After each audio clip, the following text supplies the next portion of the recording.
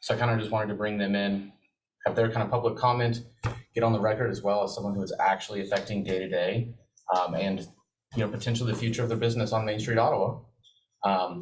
Just so as we get more information about that down the line, that we can hopefully make a better decision when that time comes. So for the record, please state your names and then just the name of your business, please. Go ahead. Dusty Gentry, Not Lost Brewing. And Melody Gentry, Not Lost Brewing. Thank you. So yeah, basically, we're currently working towards making our 30% food percentage for the year. We're not at that, even though we do serve food items. We're only at about 20% right now. So that gives us till February to make up that gap, or not be allowed to have our drinking establishment license anymore. So we wanted to see what process we needed to go through to try and see if we could make some changes. It doesn't mean we don't serve food at all, but a way to make it so it's not such a burden on small businesses trying to make craft beer, when that's really our goal, is making craft beer. We definitely don't want to impose on other restaurants in town and take business from them. We want to do our business, which is the craft beer business, and just kind of focus on that and just do good at that. So I guess, could you speak kind of from a business perspective about the difficulties of potentially losing your license and obviously kind of what that would really mean? I mean, if we lost our drinking establishment license, we would essentially close. Our business model isn't set up to necessarily be just a microbrewery only, and I don't even know if the city structure is set up that it would allow for just a microbrewery without a actual brew pub established, where you have the in-house sales as well. At that point, I think we would actually end up being more of a manufacturing is what it would be classified as. So we really would essentially just not exist anymore. So, Blaine, the 30% isn't necessarily something we've imposed, correct? That's a state thing. The state allowed it. The county's ballot question that allowed for the sale of liquor by the drink in Franklin County included the 30% food requirement. So they took the state language and included that. The question is whether the city has any options with regard to that, including the passage of potentially a charter ordinance if the law is not uniform, where you could opt out of it. And so that's the analysis that we're trying to go through in our office to get you a report on what are your options if you want to take action on this. And I know this is a question that's coming up around the state as you've seen the proliferation of, operations like Not Lost, small homegrown businesses where they're microbrewery, and they're getting caught under what was the old liquor by the drink statutes, and trying to figure out how to survive and do enough food business. And it's hard to do that much food business if you're not set up for a kitchen and all of that. So it is an issue here. It's an issue in a couple other communities around the state, and I'm hopeful here in the next week or two we can have an answer for you, get on the agenda to come in and brief you on what we found. So is the 30% something that's based on a private business? Or, because isn't that I guess you consider it Is it 30% total sales? 30% of the sales need to come from food. Okay. on site liquor consumption, yeah. So we've looked into it extensively. It is your on-site liquor consumption plus your food sales added together, and then that take it down to 30% of that. Okay. So is that based on I guess I'm going to use some elementary language here, based on a bar you know, a bar is, if it wants to be a private or a public bar, it's required the 30%? So private clubs operate under different rules. If you want to get into the depth No. of the liquor rules in No. Kansas, that's gonna be, we're gonna be here now. But, How many minutes did we give the countries to talk? Because we've taken a lot of their minutes away. Sure. Say your private clubs operate under a different set of rules. They do not have a food requirement. So your Elks clubs, Eagles clubs, you do not have that same requirement. There's a difference still in saloons and bars and drinking establishment licenses. And I'll obviously defer to your finalized report, but some graphics I found from the Department of Revenue, from the ABC, as of January 6, 2021. 53 counties have it, 39 counties have no food requirement in the state. So we're obviously not the first ones kind of facing this issue, so. But we also can't make the decision for the county. Yes, We're yeah. only in charge of ourselves. But we could hopefully Yes. build an argument for. Yes. Yeah. For the county, Yeah. we can't exclude, I guess, is that the right idea? We can't exclude Ottawa from that requirement. That's what, we would charter out of that. That's the question, Commissioner. That's what we're trying to look into for it. Anything else you guys would like to add? I think so. Well, I mean, I just s- I the s- fact that, bring it up, Yeah, yeah. just try and get the ball rolling on it so we can get it fixed. Even not by February, hopefully we'll be able to figure out a way to get that done. But then after that, going on from there, maybe we can get something figured out on it, so. Well, I certainly appreciate your comment earlier about not wanting to impose yourselves on other establishments in town. And quite frankly, with the 30%, you're actually required to do more than what you want to. Exactly. So, no, I appreciate that Yes. comment. Anything else? Yeah, thank you. Appreciate it. Thank you. Thank you. Thank you. Any other public comments? No. All right, thank you. You don't have to stay. All right, that'll move us on to items for presentation and discussion with this, a review of our August monthly reports. Commissioner Kaler?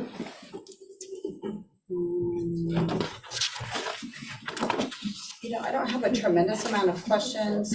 It was promising to see the permits that have been issued from the Community Development Department. We are just right up against last year we had 34 new single houses that were issued permits, and as of the end of August, we've had 30, so, which is excellent to hear. Anything gonna add to that? I mean, Well, I'll just add that we did receive a few more applications in recent days, so that will. hope to exceed last I'm sure year's. we'll get to 34. There is some concern that single-family homes aren't selling because of the interest rate issue, but there's still a market out there for rental. And so, you see a detached single-family home probably for, with the idea that it's going to be rented. But that's definitely needed in the city. I mean, I can keep hearing. Good, thank you. I also was looking at your revenues comparison, and it appears as though we're really on track, if not to, with permitting and licensing, and it appears as though we're really on track to meet or exceed the revenue that has been brought in to community development. That is on page 18. Sorry, commissioners. My apologies. Anything regarding permit licensing or planning fees that you'd like to highlight? No, I don't really have anything to say. We haven't had a lot of planning applications the last couple of months. I will say that. Okay. We're expecting to get a few more. Okay. Been talking to a few people. Yeah, if you have specific questions that I can't answer today, I'd be happy to get answers for you. I don't have specific. I do have a question for Mr. Tharp. Generally, and I definitely could have missed it, there used to be a report in here, we talk about how much of our energy consumption was, the demand for energy consumption was solved by solar, wind, et cetera, et cetera. Did that change? Did we change that? It has not changed, it hasn't, it didn't get in there for some reason. Okay, And we're talking about that, but we changed it over the process. where everyone is putting things in a specific drive and goes to the places it needs to go. And so, yeah, we're not sure why that would happen, but it will be there next time. Well, and I noticed, I mean, I did notice some online chatter about the, about solar, and I do like to bring up that the solar panels that we do have at the electric department, those aren't powering many houses. The panels that are out at the power plant were put up specifically as a learning process, and the capabilities of those would be about 2 normal homes, yes. Yes, they're not built to provide any significant amount of power to the grid. Right, okay.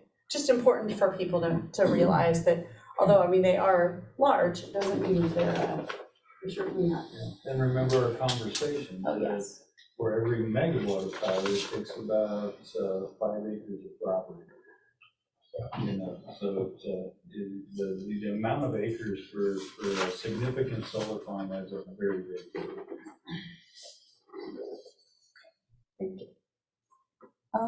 That would that's gonna finish up my questions. Thank you. Commissioner Clayton? I always reiterate on the building permits as well. It's always good to see new houses going up around town, driving around, so that's always exciting. On page 43, nothing in particular, just I think the road work and painting those lines, especially as it's getting darker earlier, it's more visible on the roads is great. And then the parks looked great for the antique or over the tractor show and the car show this past month. So I think they've done a great job on the stuff in the parks and trimming some of those trees and dead limbs and everything, getting those cleaned up. It was great. Other than that, I don't have anything else. Mayor Pro Tem Skidmore? Okay, yeah, on page, I guess 2, with our monthly treasurer's report, I just on proximity park sales tax, I see we must have made a bond payment, 857,000, is that? Come on up there, you bet. Or is that, see, okay. Page 2, I think. Yes, our annual principal and interest, so we do an interest payment at the beginning of the year, and then we do a principal and interest October 1st. So we did transfer all of the debt payments from the different sources in August, at the end of the month there. Okay, good. I see no money coming in that in the month of August. Was that just netted out? So if you look on a sales tax report at the top, there's a little note that says the monthly distribution, that's the August sales tax, actually hit the bank on September 1st. I put it on the spreadsheet so that you would, I mean, that's the month it should have been allocated, it just did not come into our bank in the month. So you'll also see that in the treasurer's report. So then next month I haven't received the report yet from the state for the sales tax, but ideally we're gonna have 2 months of sales tax in on the next treasurer's report. Okay, Yeah. good. Stay right there then. Thank Okay. you. Okay, now I'm looking forward to hear about the Kansas Money Investment Board. So what's our latest rates? Yeah, so I printed them off today, and the overnight account has actually gone up to 2%, which I was a little shocked at this morning because it's been sitting at 1.5 for a while, so that's exciting. And I was talking with Director Landis at the end of last week that we would see what it did at the beginning of the week and then move some money out of the overnight into different fixed rates.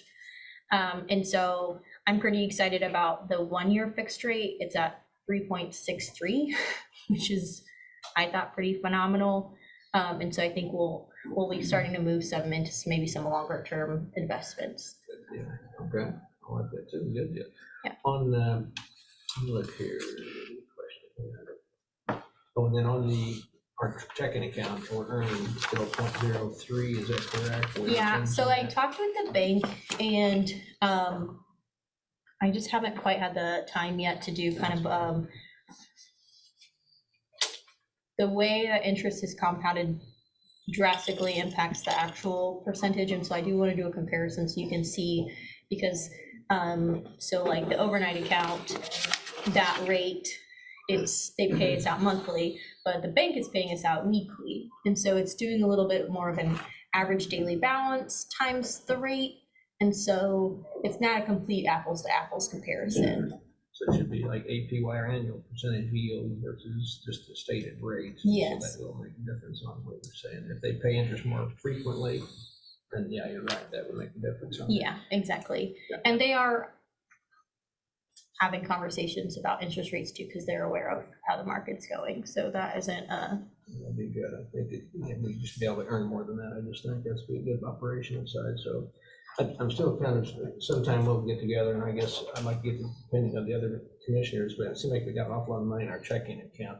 You know, when I think about our own personal money, we've got most of it in the savings account earning higher rate than our checking account. And as we need money, we move it over.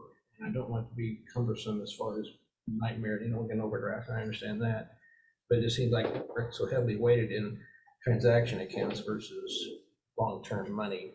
And I don't know, I just think we can probably put more money into CDs, especially what they're paying right now. When you look at the difference of $1 million at 0.03, and then we can get, what do you say, 3.66? 363, yeah. yeah, That'd be- for a 1 year fixed. For a 1 year fix, that'd be 36,000 a year on that issue, and then 3,000 a year for the 0.03. So we're talking difference there of about 33,000, which would be about a fourth of a mil, a third or a fourth of a mil. And you get 4 of those, and hey, there's a mil right there. So I'm just thinking, how can we effectively do that without, I don't want to get ourselves in any kind of trouble with liquidity, but it seems like maybe we got too much liquidity. Other commissioners, I entertain discussion on that sometimes. That hasn't necessarily been a problem we've had to, I mean, a great problem to have. Yeah. I mean, Exactly. in recent years, we've just not had, Right. it hasn't made any sense Right. to tie it up. And we've had that conversation about tying funds up. I'm not against it, I just, for the public who may be listening, it's not that we haven't considered it in the past, it's just, it didn't make any sense. Back when rates were 0.00, Yeah. nothing on anything, year, 2 years, everything was Exactly. flat. But So suddenly- maybe it's time to shift. I'm not against shifting. Yeah, and I did last week try to go find, because Director Lane has asked me, she's like, what's the highest rate that you've seen on a 1 year? And I mean, I looked, so I have a spreadsheet where I've been trying to track came up throughout the year. I mean, just for pure, because that's the kind of thing I'm tracking and I'm into knowing. And I mean, the 3.63% for a fixed year one CD, a 1 year fixed CD with KMIP is the highest it's been all year. But at the beginning of the year, it was not that high. I mean, I can't say it off the top of my head, but I have a spreadsheet and I would love to sit and talk about it and talk about those things. And I looked back to see kind of how much we used to have in the investments in the historically. And so I went back to like 2015, 16, 17, just to see. And there used to be $10 million in the investment calendar. And so we're looking at that, but also there are big projects coming. And so you do want to make sure you don't tie too much up in things. And that's key. And I think with these different maturities, you can ladder those out so that money's coming renewed, and or if we need to cash, we can cash it and put it in the checking account at that time. So I know we've started doing that laddering, so we can see that with the different maturities here on this sheet on page number 4. But that's just something I'm watching. And of course, if we can time it right to lock in a longer term rate once they peak out, wonderful. But we don't know exactly what that date will be, but I think it's going to be. I will say the continuing. 1 year rate right now is higher than the next 2 longer times. And so that's the first time I think I've seen that. And so Yeah. that kind of peaked. That's invert. It's been invert for some time, you're right. Right, good point on that. So we'll just keep watching that investment pool money each week and see where it goes for us. All right, Rebecca, thank you. Thank you. And there's one other thing too, I just noticed that, like, everybody's already commented about the community development on the permit fees. I got to thinking about this, and like, correct me if I'm wrong, but you know, with the neighborhood revitalization program being so popular, and some people have said, oh, we're giving up taxes, but we're recouping some of that with the permit fees that people have to apply for to do the work. That make sense, or is that a good argument? Well, we do collect permit fees. I don't know what percent that What would be. percent it is compared after to the stat, it's significant. That's what I'm thinking. You get permit fees. Anytime you have an improvement, what you're giving up is the increment, understand that. Right. Taxes keep being paid, but once that rebate period runs off, you will get more back than what the building permit originally brought in. That's right. Yeah, no doubt about that. But it's one little bit of some money coming in to compensate for the tax loss had we not done that. At the same time, the project may not have even taken place without the neighborhood revitalization. So it's kind of that little argument going there. But And I know a number of you have heard me say before, but the reason I've liked this program from the very beginning and started in a couple other cities, it is the only program we have that the average homeowner, that average Joe and Mary out there who pays taxes, it's the only program we have that they can take advantage of if they want to continue to improve their property or build a new house. it's not just for the big corporations get tax breaks, the little guy gets them too. So I think that's great. So good. And that's all I have.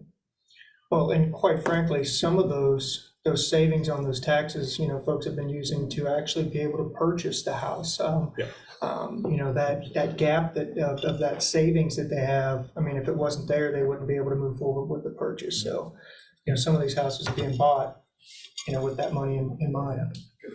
So. All right, Commissioner Grace wasn't able to make it today, but she mentioned that if Sarah had anything to say about Main Street, come on up if you'd like. We try to avoid the hot seat, I guess. That's why I called on you up there. Always. Okay, so what's the Sarah you were looking for, huh? Well, there's still one missing, I guess. We'll figure it out. All right, do you want to start or do you want me to? If you wanna go ahead. All right, so just a little update of what we're working on. Olivia's been going around meeting business owners, things like that. We're still working on getting the ball rolling, finding our feeding, stuff like that. We have the spook parade coming up. She's been working with Rylan at the chamber and kind of introducing herself to business owners that way. I guess I'll go into our main director from the state of Kansas is coming and giving us some training October. That was the earliest we could get him here.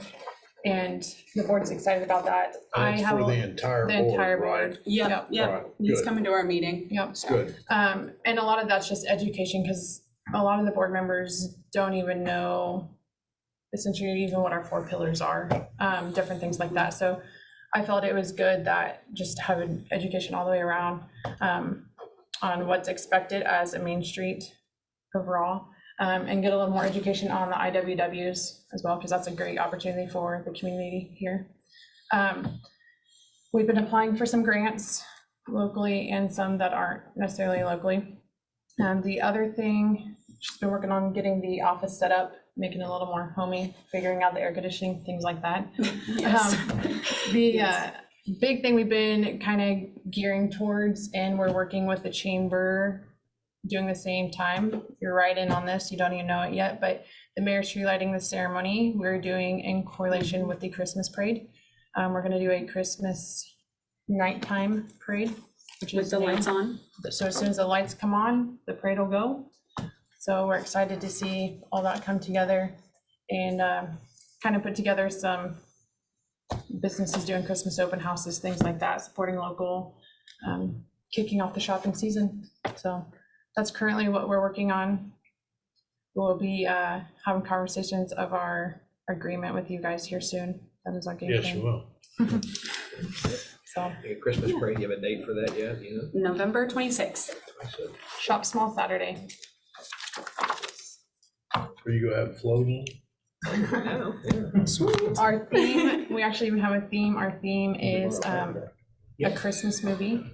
So gives for a lot of opportunity to decorate, things like that. A lot of variety on the decoration too. Yeah. Any questions? Anything you guys would like to see us be doing right now? We're we're finding more and more all the time is what we're. Every day we find more. It's been really helpful going around with Ryland. I have enjoyed that a lot. Been hearing a lot of feedback, positive feedback. And people are excited that we're back up and running, and it's nice to feel like they're being heard or asked, like, what would you like to see happen?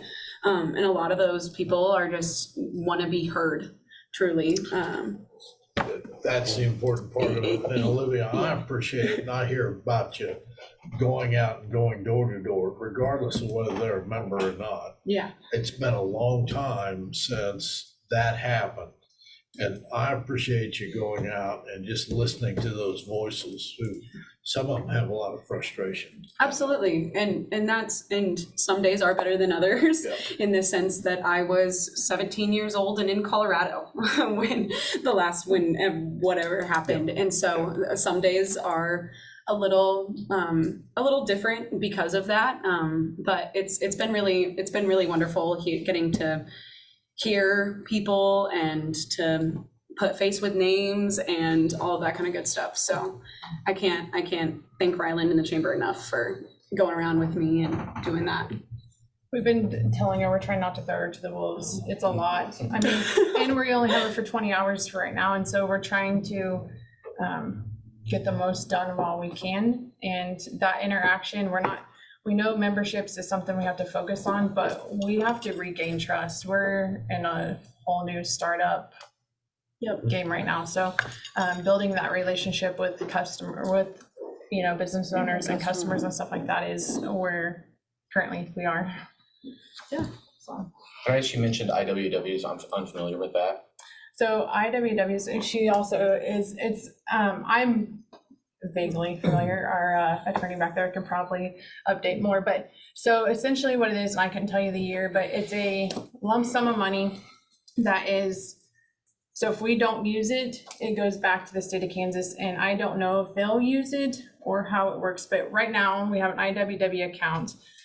You can borrow up to $20,000, I believe, and it's interest free. So it's really good for a business that's currently downtown that wants to do an update, or a new business coming in, anything like that.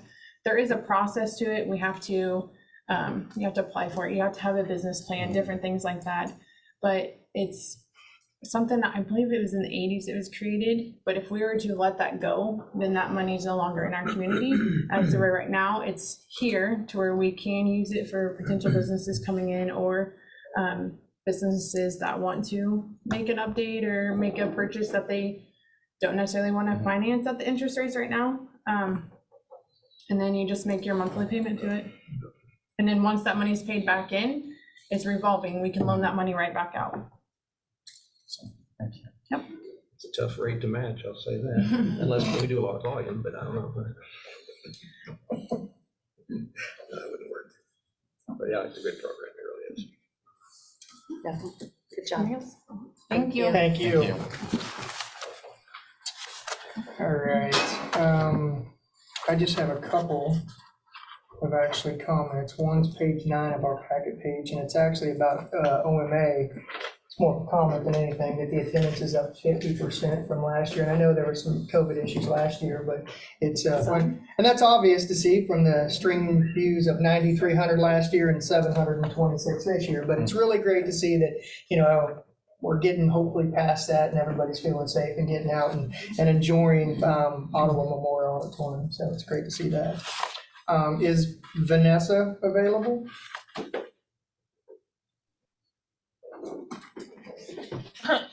My feeling is available. Hi. Hey, so I'm just trying to give you a minute for a little shout out here. I hear you got a little event coming up in a week or so. A little old event. This is our big event, Bow Meow. It is next Friday, October 7th at 5:30. Tickets are on sale until close of business Monday night. So get on our website, buy tickets. You can buy over the phone. You can come on in and buy tickets. They're $40 each. We have some really cool items like Chiefs memorabilia, vacations, jewelry. There's a little something for everyone. and it's just a great night out. So I know it's ladies' night out on the same night. So have a couple drinks downtown, pre-drink downtown, and then come hang out with me at Bao Miao. That sounds like a great idea. All right. Spend some money. Thank you. We appreciate that. And then I was going to ask Paul just to kind of give us a little update on Proximity Park. He's out for a conference. Just a brief overview. I know we've got a couple of prospects right now that are in the works, but hopefully something might come out of one of them too. So other than that, I have nothing else. That'll move us on to our moderate income housing application with Director Hall.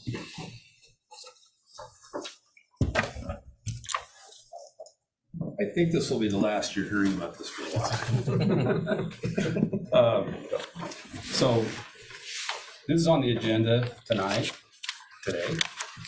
for you to review the application and to approve it or to authorize or direct the city manager to sign the application.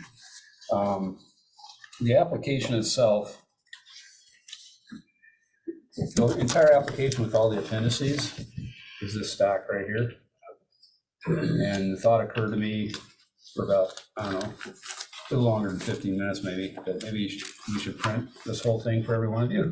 And that just came to realize that didn't make any sense. So what is in front of you is the narrative, which is just what it says, narrative of the application, explains the application, the justification for the application, addresses the types of things that the KHRC wants to see in the application, some of the issues that it addresses. And you might tell our listening public what KHRC stands for. KHRC is the Kansas Housing Resources Corporation. So they're an arm of the, that's not a very good way to describe it. They're an arm of the state. It's an organization specifically to administer housing funds, administer the tax credits for housing and housing programs.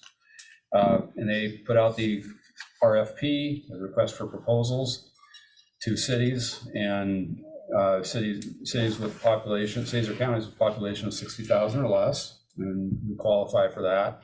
And so the city is the applicant. The city selects projects from private developers to include in the application. And so, as you know, you've selected 3 projects, and they are in this application. So the first section of this is the narrative of the application, and then is a document that's the application itself. It's actually an Excel. It's an Excel format. And then there's a supplement description of each project attached. There's a lot of other information in the appendices. One reason that I'm doing this through Zoom is so I can share my screen, because in the event you want to see a component of the application that you don't have in front of you. You have questions, specific questions. But I do have a PowerPoint, some PowerPoint slides I want to go over with you.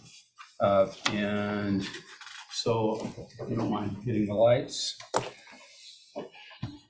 Need to remember to share my screen, however. Okay.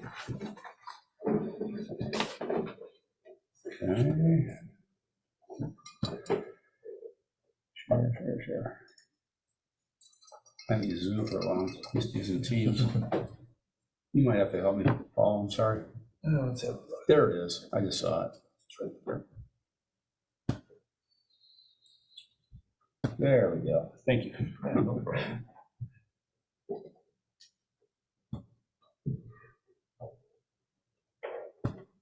Okay, so do something with that. 3 projects.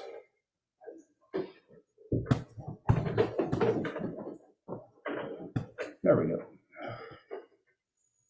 There we go. 3 projects.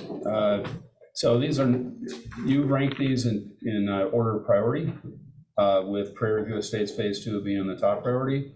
And actually Project B, which is the 3rd bullet, that's the second highest priority. And then the Project A, which is the new duplex at 9th and Walnut, as the 3rd highest priority.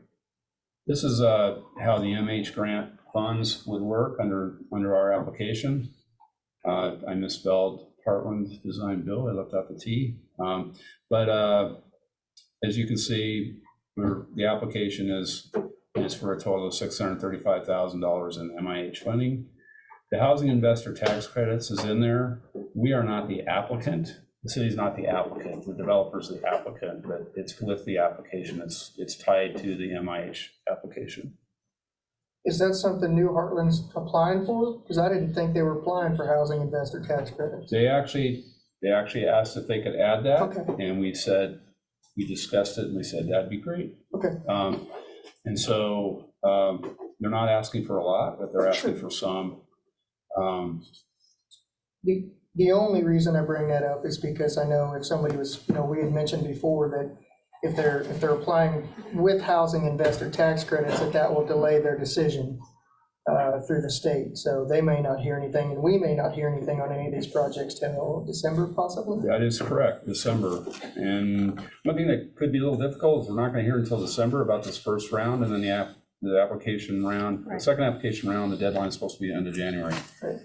So logistically, I don't know how that's all going to work, but I've made KHRC aware of that issue, get them thinking about it. I'm sure I'm not the only one that's mentioned it. So this is an important part of the application. This helps if we have some skin in the game, if the city has some skin in the game. So our skin in the game in this case is the Rural Housing Incentive District, which has already been established for Prairie View Estates.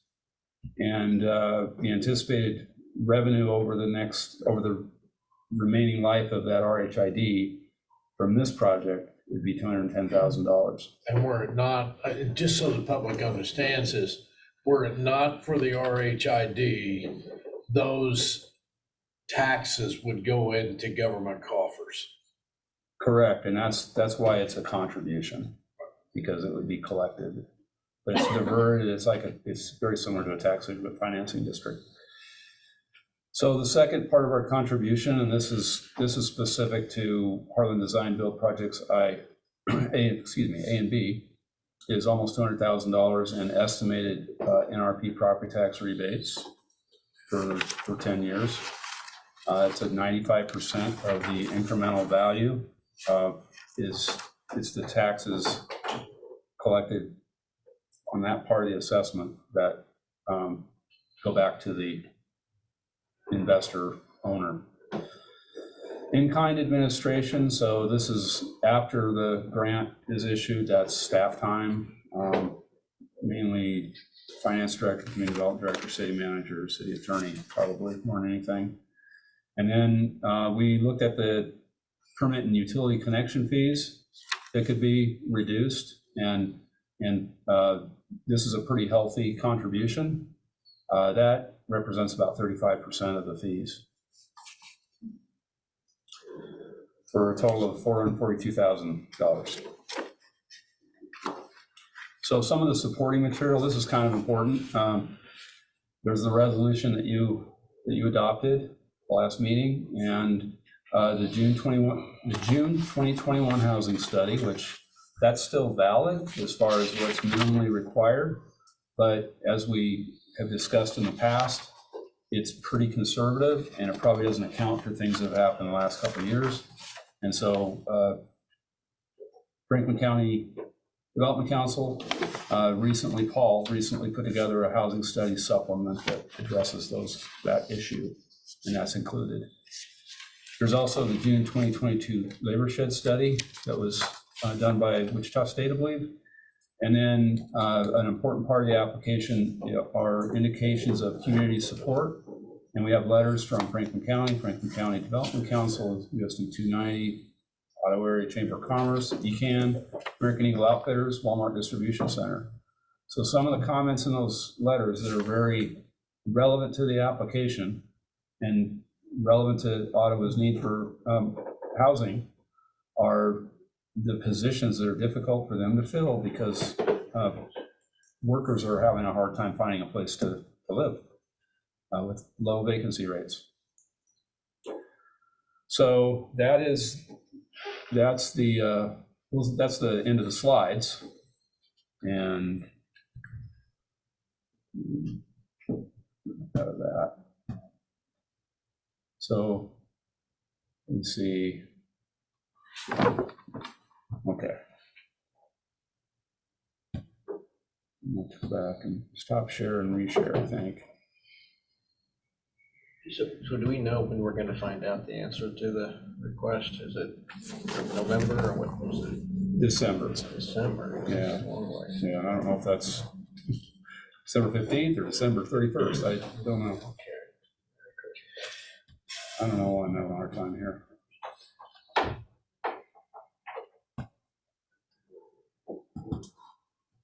So when we chose priorities on the bill, we chose Prairie View and then 2 projects by Heartland Design. And Thank you. I know that I continue to get kind of tripped up by the fact that we have called them Project A and B, but B is actually above A. And so would there be a benefit to not confuse the grant reader to call those something different between B and A? Because B is first, it goes Prairie View, then B, then A. But in all of our documents, we do A and then B. We do A and then B.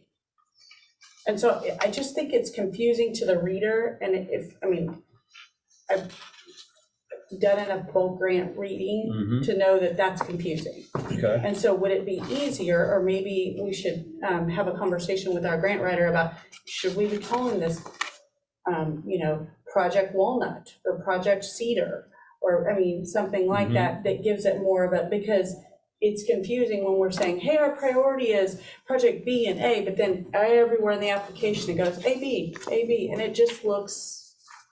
So I wrote that cover sheet, and after I wrote it and it was printed, I was thinking the same thing you were thinking. Why is that? No, So, just confused me here. so B probably should be listed before A. Yeah, so I'm just like, do we need to just give it a different name so that we're not gonna be, and I know that, I get, this we're late in the game, I get that, but I think it's confusing. I think we can do something to explain it, maybe a little bit more, I don't know, more overtly, I guess. The proposals are labeled that way from the developers, and those are part of the application. But I think we can do, if that addresses your concern, we can make sure that we've made that clear as needed. Yeah.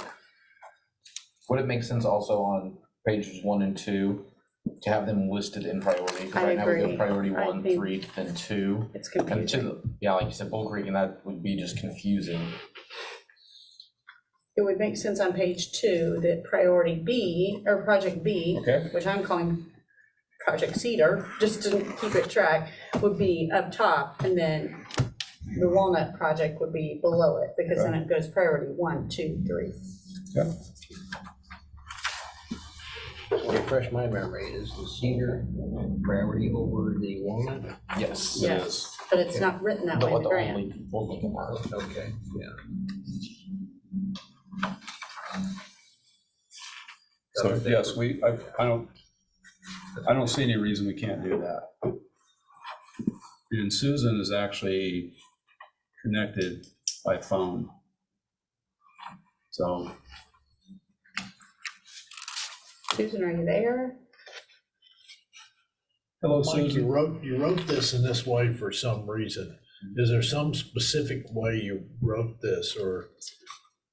Susan actually drafted that. Well, okay. And so she's on the line, as long as you can hear. On page 4, it still does the same thing. It says, in the listing, it says Ottawa MIH Partners, and then Heartland Design Build Project A, and then Heartland Design Build Project B. It's like, shouldn't it be in the order that we're prioritizing them? Hi, this is Susan. Can you guys hear me okay? Yes, we can. Okay, great. Yeah, no, I think that's a fair question, and there was some reasoning to that, but it was on the back end for you guys, actually, so that you could track the proposals that the the way they were presented originally. However, if you want to rename them, and we go back and tag a different name to each proposal, then I can reorder those according to the new name. I think that would be fine. It was simply so we could track the proposals going forward the same way so that we would know which project we were talking about. That was the only reasoning behind that.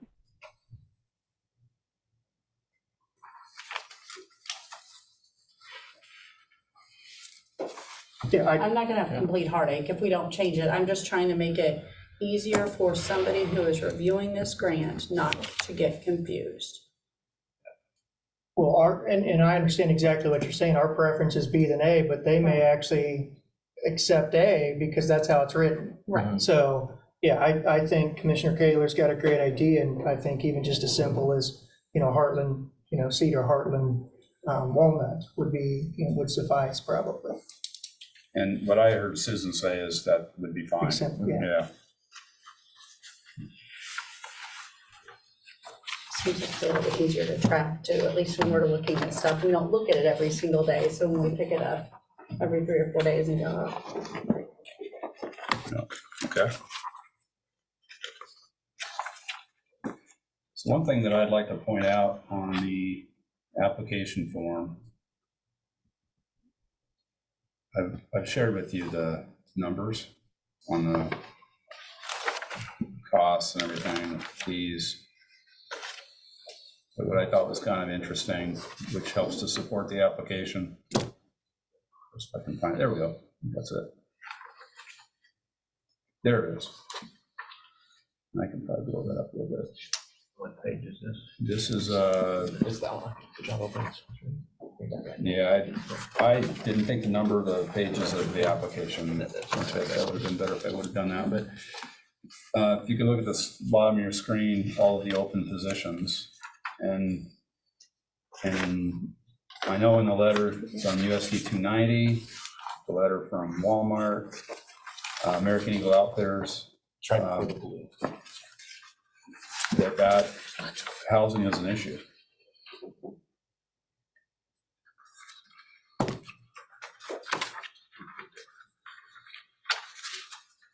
Interesting, some of them didn't answer yes or no, they just put in a number. That's okay, it gives you more accurate information anyway. Yeah. One thing I do want to mention, and I don't want to add anything to the confusion, but there are some elements in here that are very much estimates, like that RHID revenue stream. That's very much an estimate. There's something that's mentioned in here as a RHID loan, and getting a loan on the entire future revenue stream is probably, we just don't know what that is. But that, we try to take a conservative approach in coming up with that estimate. That's an estimate that Susan and I looked at, and with help from finance, the finance director, and from Rebecca. We didn't try to build in any increases in value over time or anything like that. So it's very much an estimate. Originally, the developer was prepared to say that they weren't counting on an RHID loan.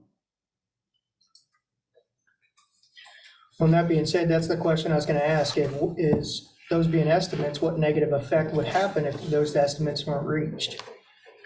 But you've kind of answered it with that part of the RHID. If they weren't expecting it, this is just, they're not really, if it doesn't reach that 210, then, it's not a negative effect on them. It's not, they're very aware of it. Okay. They just didn't calculate it in their initial application. We asked them to do that. They gave us an estimate that doesn't match what the appraisals are here locally. So we brought that down a bit. And it would just have to be, it'd increase their developer equity. That's what I would expect it to come from.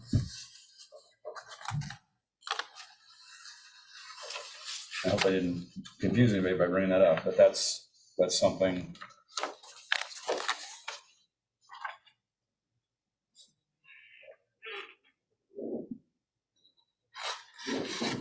What else, Mike?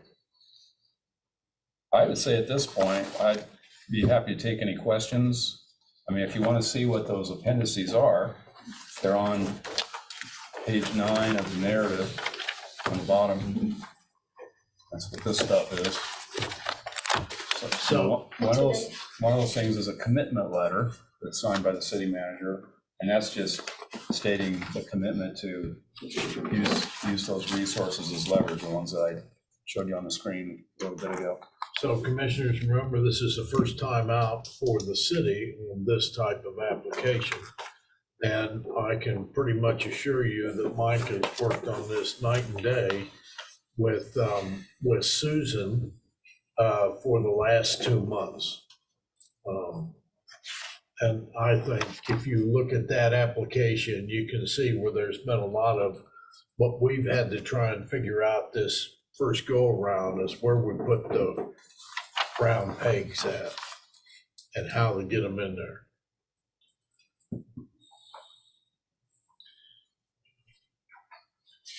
I think it is as strong an application as what you could have for the first round, not knowing what's really going to happen in the first round. Is this for presentation only? You don't need any movement. We've already moved it. We're in support of this, correct? Or is there? I believe that what we need to hear from you today is a formal approval to file this and authorize me to sign the application.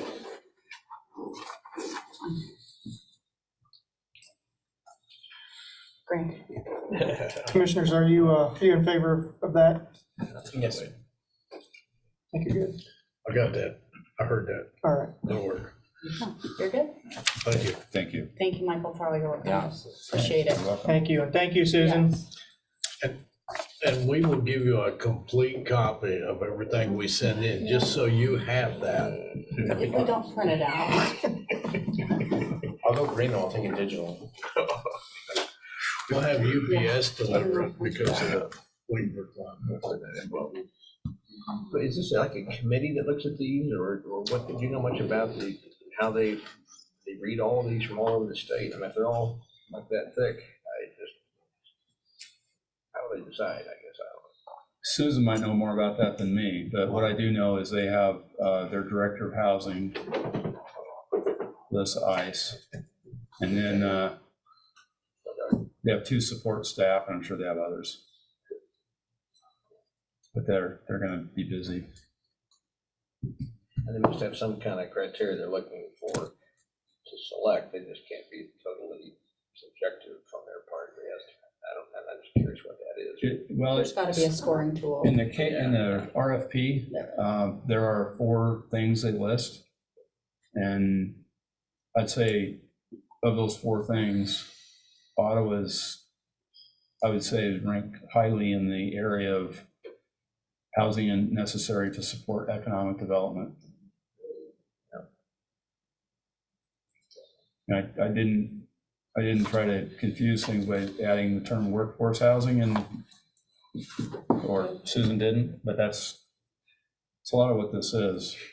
Well, I appreciate, we have worked with Susan for years on a number of applications, and that's why we asked her if she would work with us on this application because of her experience in this arena.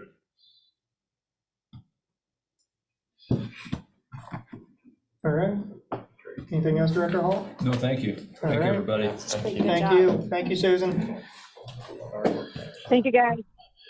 That'll move us on to comments by our city manager. So I think I'll defer this discussion because you are short one member of the commission today, and we have one other item the city attorney and I need to get to spend some time with. Well, maybe we could, if we have questions, does anybody have questions on the aquatic center that we could bring back next time? Pardon me? If there are questions on the aquatic Well, I'll center? bring it back, but I would appreciate if you have any questions, just let me know beforehand. But I will bring this back and I intend to walk through it with you. That moves on to comments by city commissioners. Commissioner Kaler, At this time. Commissioner Clayton, None at this time. Mayor Pro Tem Skidmore. I have two numbers, 41 to 34, KSU over Oklahoma. Wow. Was there another football game yesterday? I can't remember. But anyway, I think there was, but I'm not sure. And its two numbers are 4 and 0. Well, but see. I have some pictures I'd like to show you. Do you remember you were in? I heard the Duke basketball team showed up. They thought it was a basketball game, so they suited up real quick and, sorry. But, sorry. Is there anything else? Oh, it's probably not today. Okay. That'll move us on to comments by the mayor. I just want to make a motion to go into executive session, which will include the city manager and legal counsel for 15 minutes. No action will be taken. Sorry, I think we do it 10. we got a little something too, so we're gonna do 15 total. Go red. Yeah. For no action will be taken, just for attorney-client privilege. For the purpose of receiving confidential communications from the village attorney. Thank you. Yeah, she'll get all that. That's my motion. You have to vote. Second. All right. Motion and second. All in favor, say aye. Aye. All right. So reconvene and I'll give you a couple minutes to leave. 15, Is this yours for your lunch? 5:15. So Okay, it was sitting I here. never, Sorry, I you moved guys it. never used it. Okay, I scooched